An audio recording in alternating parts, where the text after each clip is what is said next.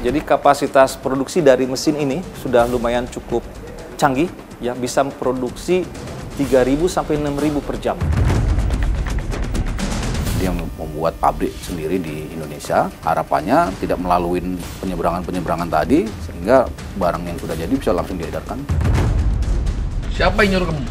Freddy, Pak. Freddy pertama? Iya, Pak.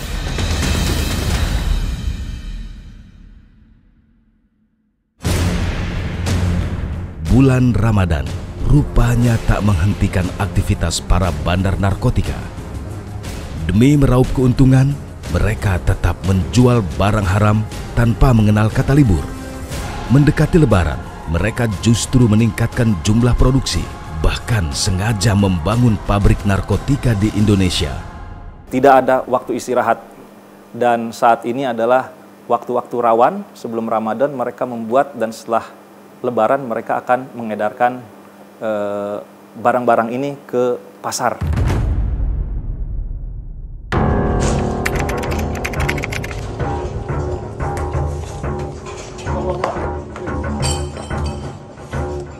Malam itu, tepat pukul 00.10 dini hari, sebuah rumah di perumahan Taman Sunter Agung, Kelurahan Papanggo, Kecamatan Tanjung Priok, Jakarta Utara, digerebek Subdit 3 di Tipid Narkoba Bareskrim Polri.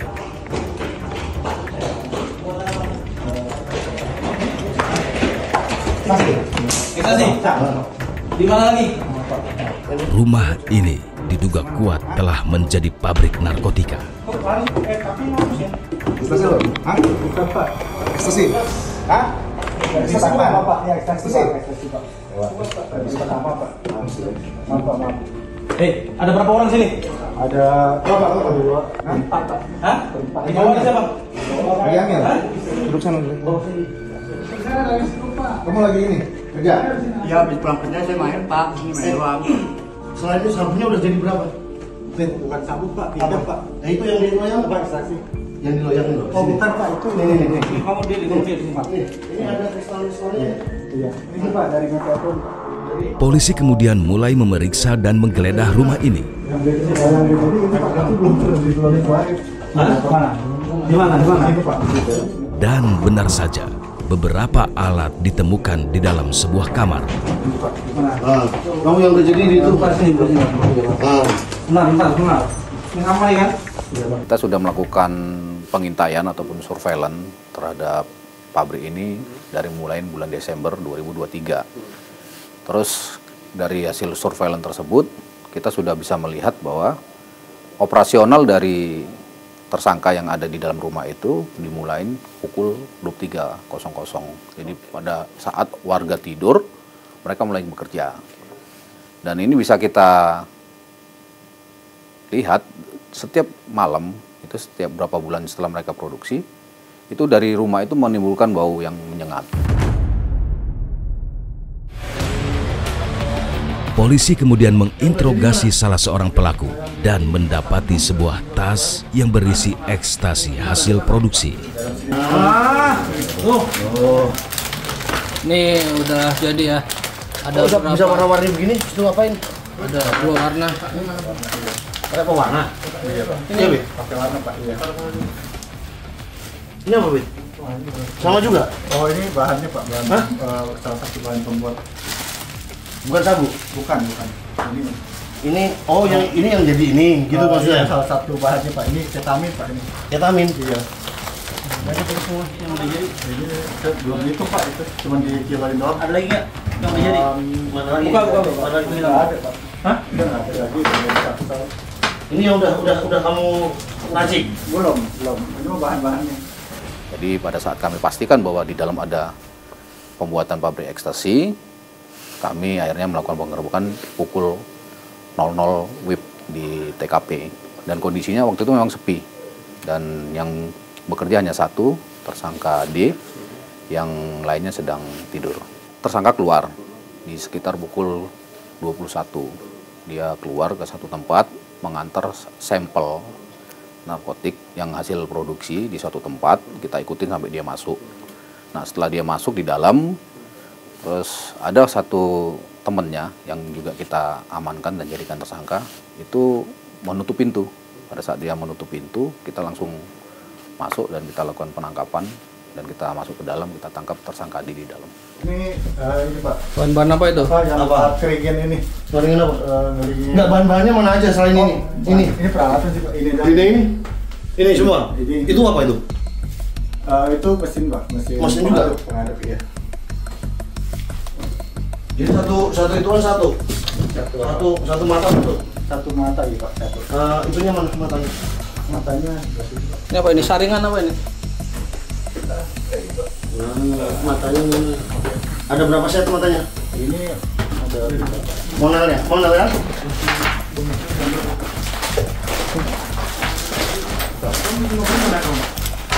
Wah, maskernya lagi gawe ya, Pak. Udah dikeluarin semua enggak semua. Ada berapa set? Berarti monel ya?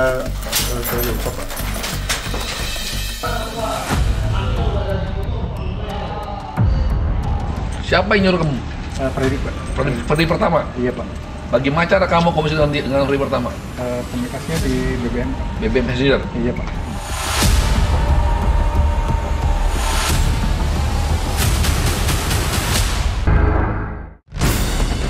Jadi kapasitas produksi dari mesin ini sudah lumayan cukup canggih, ya, bisa memproduksi 3.000 sampai 6.000 per jam.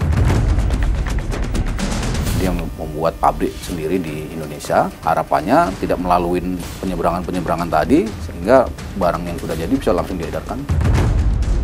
Siapa yang nyuruh kamu? Freddy Pak. Freddy Pratama. Iya Pak.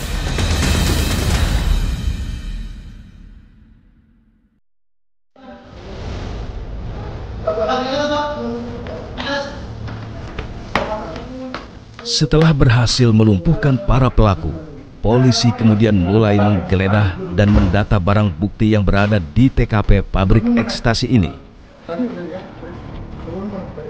Pada sebuah ruangan di lantai 2 yang diduga sebagai tempat untuk mencetak ekstasi.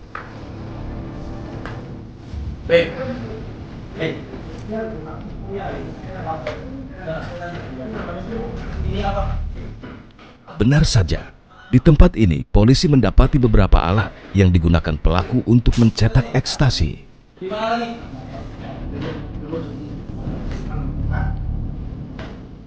Jadi kapasitas produksi dari mesin ini sudah lumayan cukup canggih, ya, bisa memproduksi 3.000 sampai 6.000 per jam. Ya, jadi alat ini cukup lumayan. Kita juga berhasil menyita bahan-bahan yang setengah jadi, bahkan yang sudah siap untuk dicetak. Yang sudah tercetak sendiri ada sekitar 7.800, dan bahan yang siap untuk diproduksi dari ratusan kilogram bahan itu berpotensi untuk menjadi 1.300.000 butir ekstasi.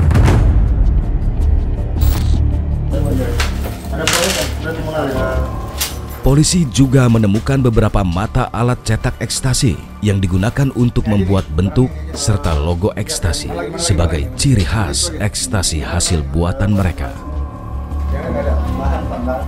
Hasil penyidikan diketahui bahwa pabrik ini langsung dikendalikan oleh Bandar Besar Narkotika Freddy Pratama.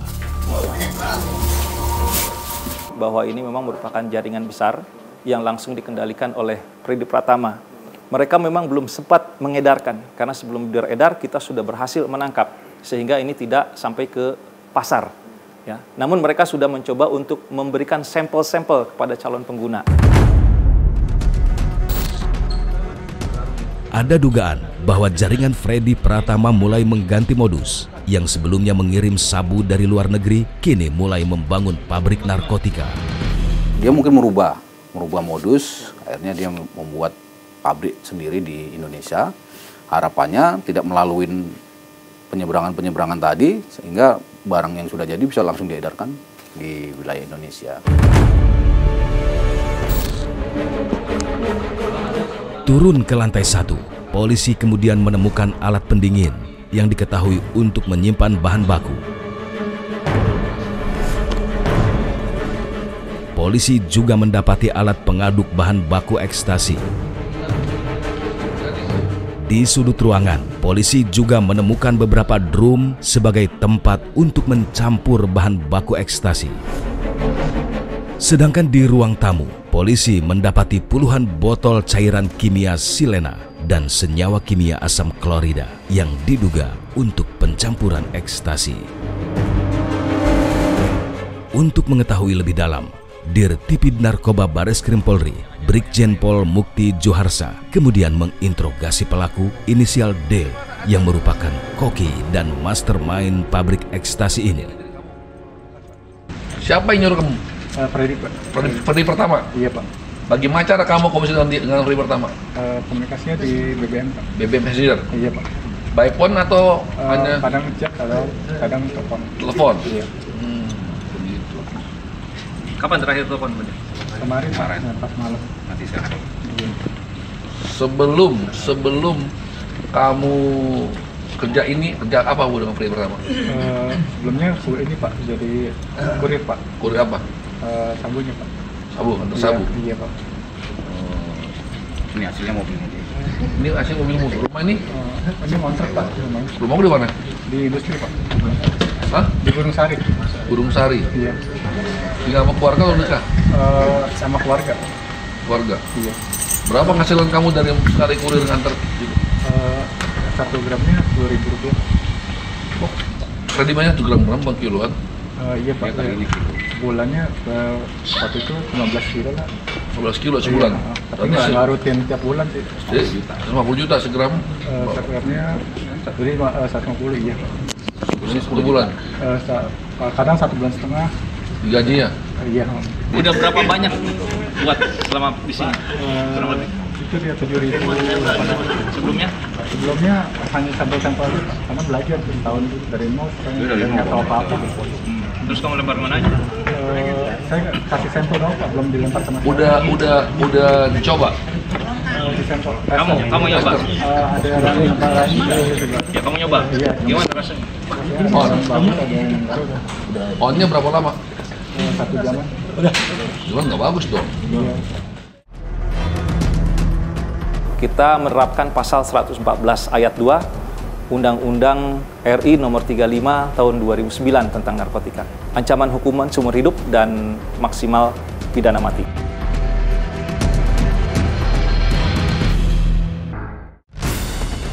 Jadi kapasitas produksi dari mesin ini sudah lumayan cukup canggih, ya, bisa memproduksi 3.000 sampai 6.000 per jam. Dia membuat pabrik sendiri di Indonesia, harapannya tidak melalui penyeberangan tadi, sehingga barang yang sudah jadi bisa langsung diedarkan. Siapa yang nyuruh kamu? Freddy, Pak. Freddy pertama? Iya Pak.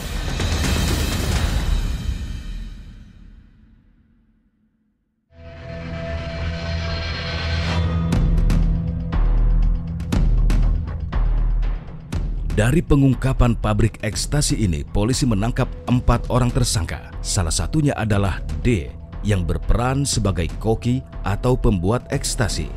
D diketahui adalah anak buah kepercayaan Freddy sejak lama. D ini perannya dia sebagai peracik dan dia juga dapat perintah langsung dari si Freddy pertama. Dia juga menerima barang, menerima bahan baku. Terus dia juga membeli beberapa peralatan dan dia juga kontak langsung dengan orang yang dipercaya Freddy sebagai koki ataupun ahli kimia. Kemudian ada R yang berperan sebagai penjaga rumah dan ikut membantu menyiapkan bahan baku. Serta 2 orang inisial C dan G yang berperan sebagai kurir dan membagikan sampel ekstasi. Pabrik ekstasi ini dimiliki oleh jaringan Miming alias Freddy Pratama yang telah buron sejak tahun lalu. Freddy adalah bandar narkoba yang dikenal lihai. Jadi Freddy ini dia cukup licin dan lihai. Kalau dari transaksi keuangannya juga dia aliran dana dia ke luar negeri juga saat ini tidak bisa terlacak. Ya, dan dia menggunakan Bitcoin dengan Bitcoin luar negeri. Terus di Indonesia sendiri orang-orang Freddy ini kaki tangannya ini banyak. Yang sudah yang berhasil kita tangkap saja dalam waktu 1 tahun sudah 60. Freddy dikenal sebagai bandar yang memiliki banyak kaki di Indonesia. Dia punya struktur organisasi yang cukup jelas ya. Jadi antara satu dengan yang lain dia tidak saling kenal. Itu memang ciri khas jaringan narkotik. Yang kedua, peran-perannya juga berbeda-beda. Jadi ada yang bagian operator, ada yang bagian keuangan, terus ada yang membuat KTP palsu, ada yang bagian pengambil uang cash di bank, di ATM gitu kan. Ada yang rekrut orang-orang untuk dimintain rekeningnya dijadikan rekening untuk pembuangan ataupun penampungan dari transaksi ini. Ada juga orang yang bawa uang cash ke luar negeri. Hasil penjualan ini terus keuntungannya dibawa cash ke luar negeri untuk diserahkan kepada Freddy. Untuk mengungkap jaringan Freddy Pratama, sejak tahun lalu polisi telah membentuk operasi khusus yang bernama Sandi Escobar. Operasi ini khusus untuk mengungkap dan menangkap jaringan Freddy Pratama. Dalam 3 tahun terakhir, 10 ton lebih sabu telah ditangkap dari jaringan ini. Dari data kami dari Barreskrim, selama 3 tahun terakhir saja, itu jaringan Freddy sudah hampir 408 laporan polisi yang sudah diamankan Polda seluruh Indonesia. Dan barang bukti yang sudah berhasil kita sita 10,2 ton. Pada saat dia belum kita ungkap dari data yang kita terima dan beberapa laporan polisi yang sudah kita amankan dan keterangan dari orang-orang yang saat ini sudah kita sidik, itu minimal dia 500 kilo per bulan. Per bulan? Ya, minimal 500 kilo dan maksimal dia bisa sampai 1 ton tiap bulan. Sedangkan total aset yang sudah ditangkap dari jaringan ini sebanyak 400 miliar rupiah. Sampai dengan sekarang dalam 1 tahun ini, jaringan Freddy sudah kita amankan hampir 60 orang. Aset TPPO yang kita sita dan kita sidik hampir 422 M. Pertanyaannya kini, mengapa Freddy Pratama belum juga tertangkap? Benarkah posisinya yang berada di luar negeri menjadi faktor utama? Jadi memang tantangan Freddy untuk mengungkap Freddy itu kendalanya hanya masalah dia di luar negeri. Jadi memang ketentuan undang-undang di luar negeri kita tidak bisa menangkap orang di negara orang. Tapi kita sudah melakukan kolaborasi ya, koordinasi dengan kepolisian Thailand, kepolisian Malaysia, terus dari imigrasi juga sama ya. Dengan Kementerian Luar Negeri juga kita sudah melakukan koordinasi dan kita juga sudah terbitkan red notice untuk Freddy. Memiliki daya rusak yang besar, Freddy Pratama dan jaringannya harus segera ditangkap. Sudah kerjasama dengan polisi Thailand, dengan Interpol. Nggak ada takutnya dia, tetap aja dia masukkan barang dan terbukti dari beberapa bulan terakhir ini saja Polda Lampung, Polda Jambi, terus Polda Jateng, Polda Metro, itu nangkap jaringan Freddy lagi. Setelah kita terbitkan red notice dan tambah lagi kemarin, dia coba-coba membuat pabrik. Akibat perbuatannya, para pelaku pabrik ekstasi ini akan diancam hukuman mati. Kita menerapkan pasal 114 ayat 2, subsidiar pasal 113 ayat 2, junto pasal 132 ayat 2, dan pasal 111 ayat 1 Undang-Undang RI nomor 35 tahun 2009 tentang narkotika. Dengan ancaman hukuman? Ancaman hukuman seumur hidup dan maksimal pidana mati.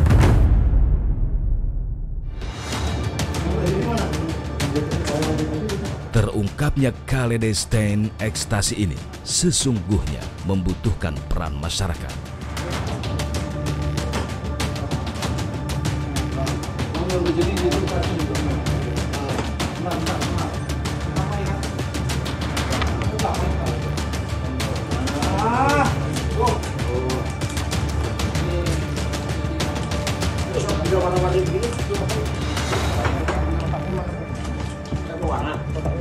Iya, Bin. Ini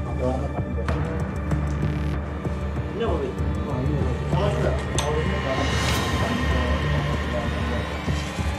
Bukan sabu? Bukan.